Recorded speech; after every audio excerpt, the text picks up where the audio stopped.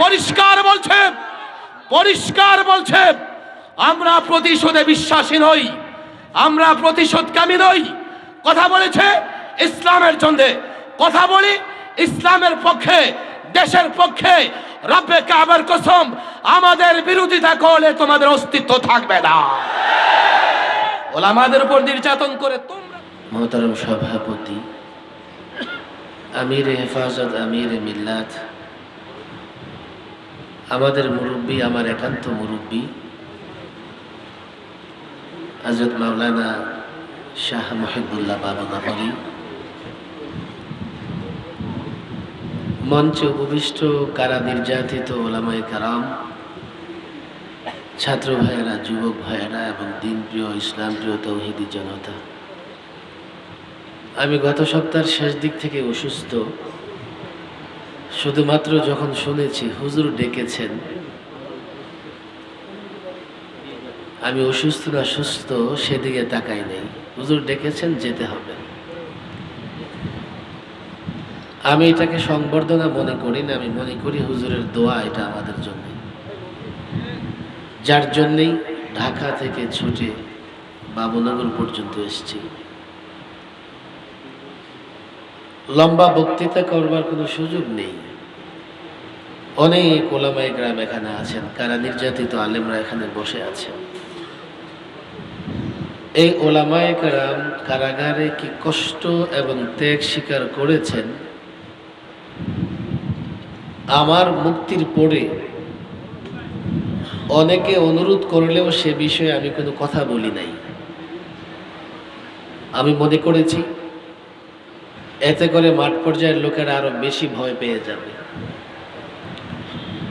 ওলামায়ে কেরামের সঙ্গে কারাগারে যে আচরণ করা হয়েছে, ওলামাদেরকে কারাগারে যেভাবে নির্যাতন করা হয়েছে, এমনিতে কারাগার একটা নির্যাতনের জায়গা, কষ্টের জায়গা, এটা আমরা সবাই জানি। কারাগারের ভেতরেও বিশেষ কিছু সেল আছে, ফাঁসির সেল বা নির্যাতনের সেল। মূলত ওলামায়ে কেরামকে সেই সেলগুলোতে বন্দি রেখে নির্যাতন করা হয়েছে। আমাদের সদ্য কারামুক্ত বন্ধুবর মাওলানা মামুনুল হক সাহেব আসতেছেন। আমি অনুরোধ করব পেছনে পেছনে কেউ না আসে, মঞ্চে আসলে আমরা সবাই দেখতে পাবো। মাওলানার পেছনে কেউ না আসে, স্টেজে এসে বসার মতো জায়গা।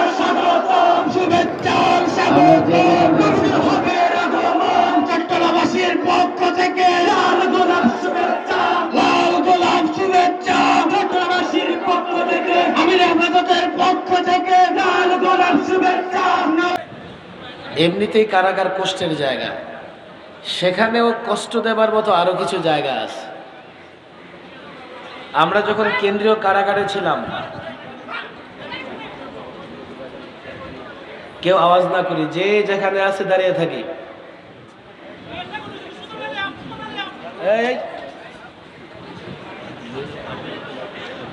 কেউ আওয়াজ না করি, ডানে ভাই। আমরা যখন শোনেন ভালো করে, কেন্দ্রীয় কারাগারে যখন ছিলাম, আমাদেরকে রাখা হয়েছে কোথায়? কারাগারে যদি কেউ ভুল করে, ত্রুটি করে, তো তাকে পানিশমেন্টের জন্যে বিল্ডিং এর নিচতলায় একেবারে অপরিচ্ছন্ন, নোংরা, মশায় ভরপুর নিচতলায় কিছু কক্ষ আছে, সেখানে রাখা হয়। আমরা যতদিন কেন্দ্রীয় কারাগারে ছিলাম, আমাদেরকে ওই পানিশমেন্ট রুমগুলোতে রাখা হয়েছে, তাও 24 ঘন্টা লক করে রাখা হইতো। হিম্মত হারাবার কিছুই নাই। সেখান থেকে কাশিমপুর কারাগারে আমাদেরকে শিফট করা হলো। একটু আমাদের জন্য সুযোগ যে আমরা বারান্দায় বের হতে পারতাম, কিন্তু বারান্দার পরে ব্লকের শেষ মাথা লক আপ করে থাকতো। যখন অন্য সমস্ত কারাবন্দী, মদখোর, ধর্ষক, দুর্নীতিবাজ, চোর, খুনি সব পুরা কারাগারে ঘুরে বেড়াতো।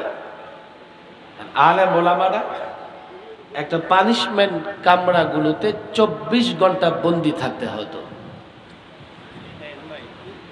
এক একজনের মামলার ফিরিস্তি শুনলে মনে হবে যে গোনার জন্য লোক দরকার। 30-40টা পর্যন্ত মামলা, রিমান্ড, মাসের পর মাস রিমান্ড। নির্যাতনের এমন একটা সময় গেছে 21 থেকে 24-এর এ পর্যন্ত। আমার কাছে মাঝে মধ্যেই মনে হয় 1857-এর পরে ওলামাদের উপরে ইংরেজ বেনিয়ারা যে নির্যাতন টর্চার করেছিল, সে নির্যাতন টর্চারের নমুনা আরেকটা আমরা এই যুগে এসে দেখেছি। আজকে আল্লামা মুহিবুল্লাহ বাবা নগরী সাহেব আমাদেরকে ডেকেছেন। আমরা মনে করি হজরতের দোয়া নিয়ে যাব। এটা গতানুগতিক কোনো প্রোগ্রাম না, আগে থেকে এত বড় প্রোগ্রামের কোনো উদ্দেশ্য হজরতের ছিল না। আমাদেরকে ডেকেছেন, দাওয়াত দেবেন। আমি সংক্ষিপ্ত একটা কথাই বলতে চাই।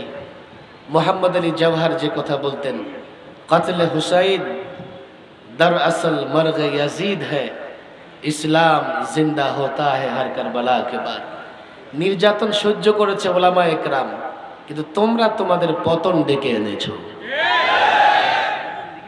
কেউ বলতে পারে হুজুর কোথায়, আমরা তো আছি। না না না, এই থাকা সেই থাকা নয়। আছো বটে, তোমাদের ঘুম আল্লাহ হারাম করে দিয়েছে। তোমাদের ভেতরে আল্লাহ এত বিচ্ছিন্নতা, এত গ্রুপিং তৈরি করে দিয়েছেন।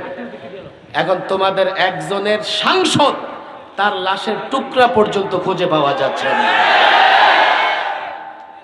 যেই জমিনে ওলামাদের রক্ত পড়েছে, আল্লাহর কসম করে বলি, যেই জমিনে একজন আলেমকে মাথায় হেলমেট পরিয়ে, বুকে বুলেট প্রুফ জ্যাকেট পরিয়ে জনগণের সামনে লাঞ্ছিত করবার চেষ্টা করা হয়েছে, অপমানিত করবার চেষ্টা করা হয়েছে, আল্লাহর কসম, তারা যদি অনুতপ্ত না হয়, তারা যদি তওবা না করে, আলেমদের সামনে মাথা নত না করে, আল্লাহর কসম, তাদের প্রতিটা টুকরা বাংলার 56,000 বর্গ মাইলের জমিনে ছড়িয়ে থাকবে। ওলামাদের উপর নির্যাতন করে তোমরা তোমাদের পরকালকে ধ্বংস করে দিয়েছো। তওবা করো, ওলামাদের সামনে নত হও, মাফ চাও, না হলে আল্লাহর কসম তোমরা তোমাদের পরিণতি, তোমাদের দলের লোকজনের পরিণতি নিজ চোখে দেখে যাবে। আজকে হেফাজতের এই সম্বর্ধনা বা দোয়া সবাই, আমি হেফাজতের যারা নির্যাতন সহ্য করেছেন লম্বা সময়, আমি তাদের নিয়ে বড় আশাবাদী। ওনারা যদি হেফাজত ইসলামের পতাকা তোলে, হেফাজত ইসলাম পতাকা তোলে সমবেত থাকেন, আমার বিশ্বাস ইনশাআল্লাহ আল্লামা মুহিবুল্লাহ বাবা নগরী হজরতের নেতৃত্বে আমরা আরো অনেক কাজ করতে পারবো। আল্লাহ তৌফিক দান করুন। ওমা তৌফিক ইল্লা বিল্লাহ। ওমা